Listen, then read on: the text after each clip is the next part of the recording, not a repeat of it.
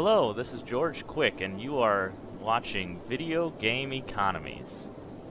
Today, we're looking at City Skylines by Paradox Interactive.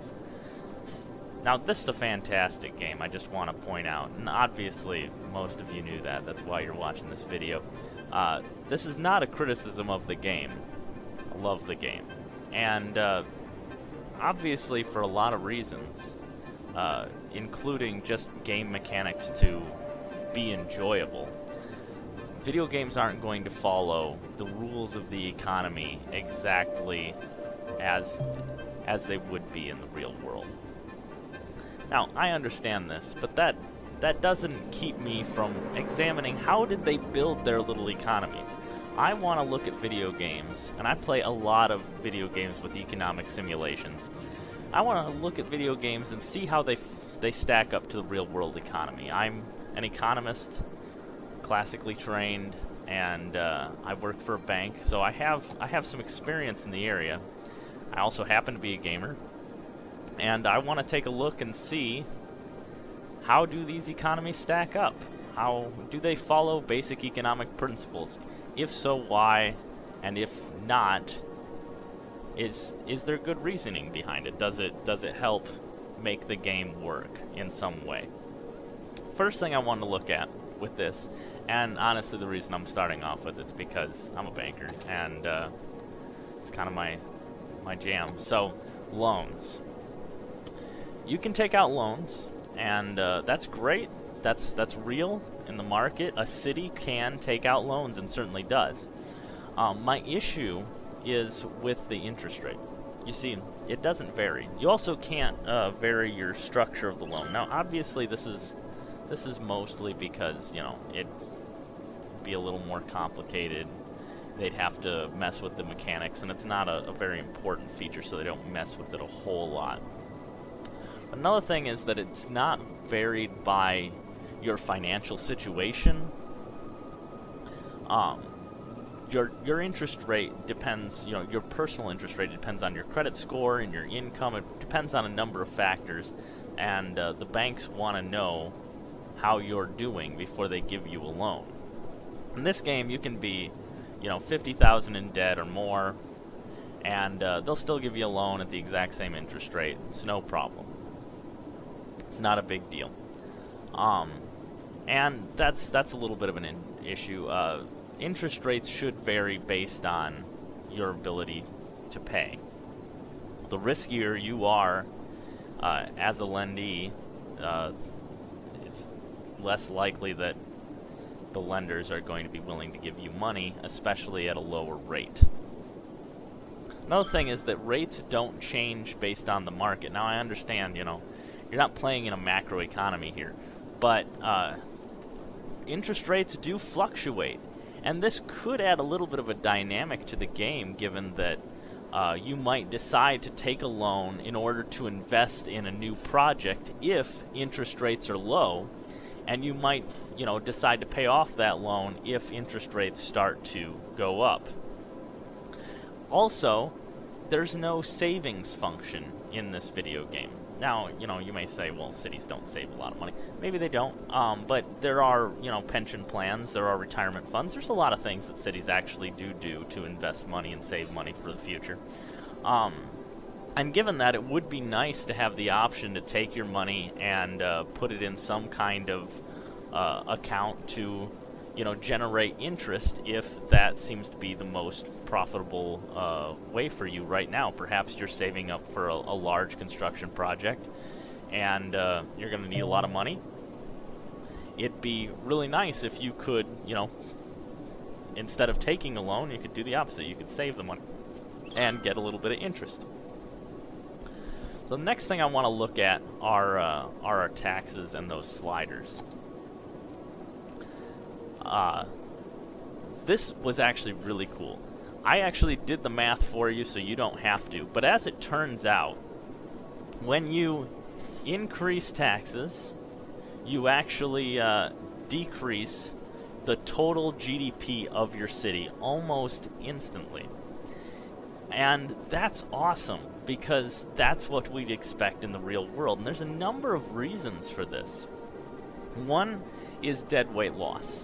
So any time that you're going to have different transactions within the economy, if you increase the price of that transaction at the margin, which means, on a per unit basis, when we're looking at the overall economy, so thousands and thousands of transactions, we would expect that there would be less of them. Well, if you take the extreme examples, imagine if, you go to the store to buy apples, and the city levies 100% tax on apples, so now they cost twice as much. Maybe you go to the store and you don't buy apples. Maybe you buy oranges instead. But what's important is that what you wanted to do, your number one use for that money at that time, you decided not to take. We can already tell that that's going to lower your welfare, because the thing that you chose that would have increased your overall happiness the most was those apples with that money. Now you choose not to purchase those apples, so there is a loss within the economy, and there's a loss of your total well-being. Your welfare is not as good, and thus the total welfare of the city is not as good. But more importantly than that, you also would expect to see more transactions going on in the underground economy. You would expect that individuals would farmers would trade their apples directly to sellers rather than directly to consumers rather than going through vendors. You would expect to see people working in the gray market, working under the table. You would expect, all kinds of under-the-table deals, and you would expect people to leave. People be like, you know what, this town is terrible, I'm going to leave. Now, that's more of a long-term issue. For short-term issues, you also have tax evasion. Obviously, that's part of the gray market. Is people are going to hire accountants, they're going to hire lawyers, they're going to do whatever they can. They're going to spend money to be able to keep their money tied up in the real economy, and you see that in this game. So if you lower the taxes down to 1%, you will see that if you calculate the total GDP or the total that you're getting. If you take 1% on all of these, you will end up seeing that total GDP of the city actually increases. And conversely, if you jump this up to 29% and do the same calculation, you will find that the city has actually shrank. Now, this isn't just because of unhappiness. It happens almost instantly. It's quite fantastic. So the math works out to where the city, you will actually experience the dead weight loss that we see in actual economics via the game's mechanics. And that's fantastic. I love it when they put that kind of detail into it. It could have been that they just make citizens unhappy and that they get mad and maybe they'll leave later. But they actually included dead weight loss into their calculations. And that's fantastic. That's going the extra mile. I just love it. So another thing that we have here are the budgets. So you can build services for the city, and you've got, your little, we could take a look, and we've got our police stations. They're purple over here. We've got a bunch of little police stations and stuff, and they're taking care of crime, and that's great. But we can actually adjust these sliders here to see, how much money we want to put into those.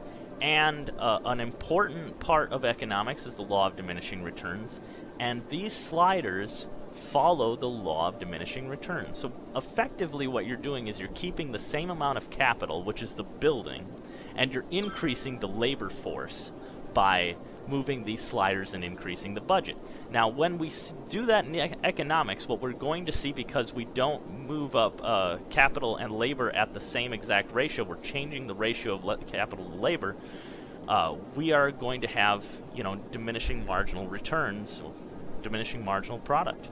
And because of that, we will see that each additional laborer, each additional police officer is less effective than the one before. And the reason's because they have the same amount of capital to work with. We haven't increased the number of buildings, we haven't increased the number of cop cars, we haven't increased, what they have to work with. We've just increased the number of people. A good example of this would be like if you had to dig a hole. So if you have one guy and one shovel, and you increase the number of workers to do two guys with one shovel still. Now, they can certainly be more effective than just one guy with one shovel because they can hand off the shovel, help each other out, pass some of the load. But they're nowhere near as effective as if you had two guys with two shovels.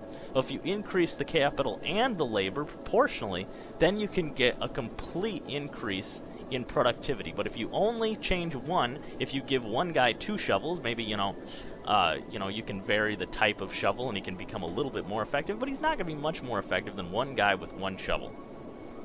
So the fact that they are actually following the law of diminishing returns with all of these, that is just fantastic. They actually have the equation. You can find it online that shows that this slider, it's not just a straight 130%. Costs 130%, it's 130% as effective. It's actually like 110% as effective and 130% the cost, and that's fantastic. I just love stuff like that. Another thing that we're going to look at are the policies. Another real important aspect of economics is that there are trade-offs. Everything has trade-offs, and these policies, they have trade-offs. They have benefits, certainly for the city, but they also have costs. Look at this power usage right here. It will reduce electricity consumption, but it costs 5 cents per building. That is fantastic. Same thing with water usage, and with most of these, there is a trade-off between enacting these policies and not enacting these policies. And maybe you're going to take a look at the policy and you're going to say the net benefit is greater than the cost, and then that would make the policy worthwhile. But if the cost is higher than the benefit, then you're not going to do it. MC equals MR. That's the rule of economics. Marginal cost, marginal benefit. So the next thing I want to look at is land value. And land value is quite interesting, and it's affected by some very interesting things. It's affected by the foliage and how beautiful the landscape is. It's also affected by waterfront. It's affected by pollution, including noise pollution. It's affected by parks, the access to parks and public services. It's affected by crime. What it's not affected by, unfortunately, and it would be difficult to do in the game, I understand that, and it would make the mechanics a little weird, but what really affects property values in the real world are school districts and the quality of those school districts. Very high quality school districts end up having very high property values, and I know it's a chicken and the egg kind of scenario. Do the high property values cause good school districts, or do school districts cause high property values? Honestly, it's probably a little bit of both. There's probably some autocorrelation there. They're working together. But it's something that's not in the game. It's a little unfortunate, but they'd have to decide how good all the schools are, and then they'd have to decide how good all the students are, and how well educated the populace is in the area. And I understand that's difficult, but at least they're trying. There's certainly some really good stuff there. The next thing I'm going to talk about is unemployment. So we've got our little sliders down here, and right now we need more commercial zone, which is great. But the problem with what we have here, so there's 3 types of unemployment. You've got structural, frictional, and cyclical. Frictional and cyclical aren't really in the game. So frictional is just your normal turnover of workers. Some workers at any given time are going to be unemployed because they're just between jobs. It's nothing, wrong with the economy. It's nothing wrong with them. It's just sometimes, you go find a new job. Maybe you just got out of school. Maybe you're going to school. Whatever. You just happen to be between jobs. And that's totally fine, and that's normal in the economy, and this goes along with the natural rate of unemployment, which is probably somewhere around 4 or 5% for a normal, healthy economy. And that just means, there's going to be some people who are unemployed. It's just going to be there. The next is cyclical. Now, cyclical happens with seasons. So you could see that a lot of retail will hire a lot of people near November and December, because there's a lot going on. That's when they do most of their sales. You'll have some mall Santas. You'll have lots and lots of people getting hired during that time. A lot of them get laid off in January and February because they don't really need them anymore. And that's a seasonal, cyclical type arrangement. You could also see it in agriculture, where during the spring and the fall, during plant and harvest, there's a lot of work going on, but not so much in the winter.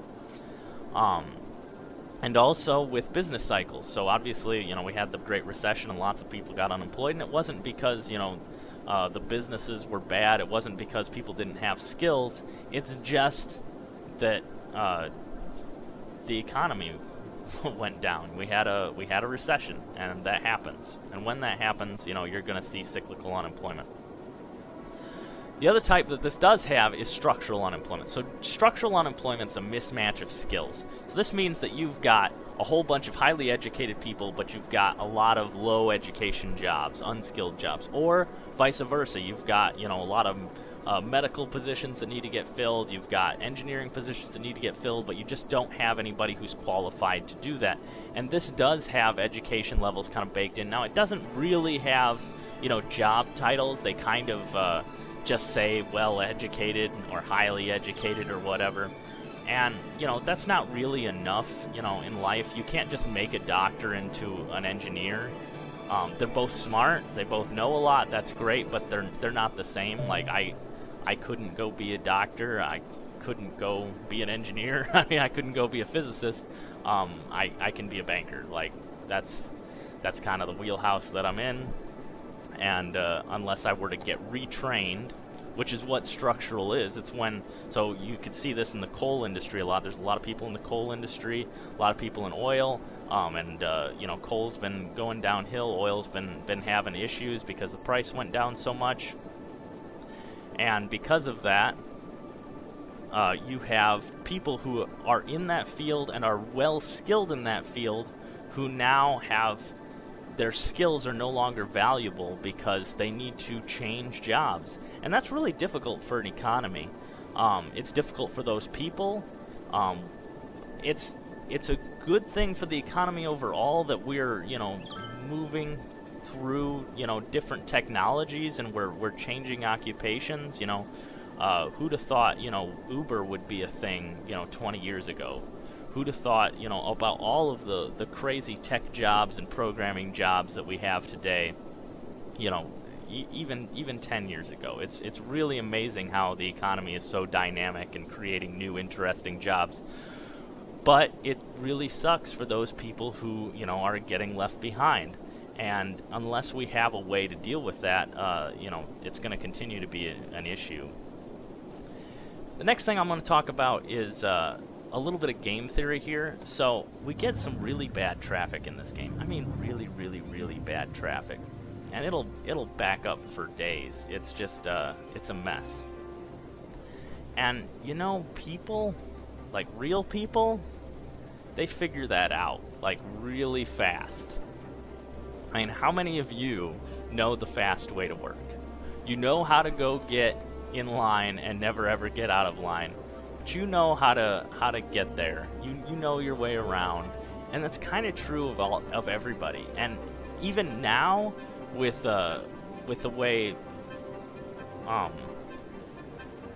cell phones have become GPS systems that are not just GPS, but they're GPS that actually know the traffic, so they'll actually find you around accidents. It should be much easier to manage traffic in the city because people would figure it out. There is a way to get through here. These people could, jump up a couple of streets and then it would be much, much more clear, but they're choosing not to. And the game could really fix this if they wanted to. Just basically making the AI a little bit smarter and a little bit more reactive to, the traffic situations, especially if they're predictable traffic situations that constantly happen. People kind of figure this out. They really do. They know which bridges, are constantly packed and which bridges are don't have anybody on them at all. and they would plan their routes accordingly. For this game, for the most part, they'll take the most direct route that they can, and that's about it. And yeah, that would be something that I wish that they would take care of. The next is immigration. Now, on the time scale, obviously the game wouldn't be very fun if you didn't have massive immigration when you build when you plot out all of your sets. It is a little fast, but you know, I was thinking about it, and it's not as crazy as you might think. Chicago literally sprung out of the ground and got to huge populations in like 4 years, and then it burned to the ground, and then it shot back out of the ground again and became the second largest city in America. It's really amazing if you have a dynamic location, you know, that's well set up, you know, with trade and jobs and the like. People will show up, and they will grow the population quite quickly.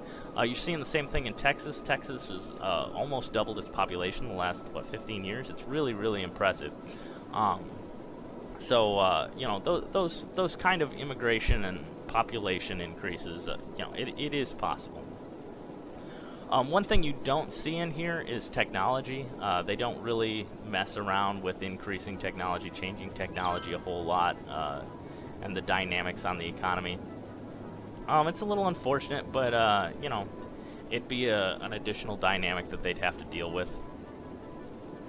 Another thing is freight and transportation. I don't want to talk too much about it, but I just want to point out that I love it. It's fantastic. The fact that, you know, you have all the trucks will go to the rail yard and load up the train, get it all set up, and then it'll take goods right on out of the city, and that's fantastic. That's how it should be.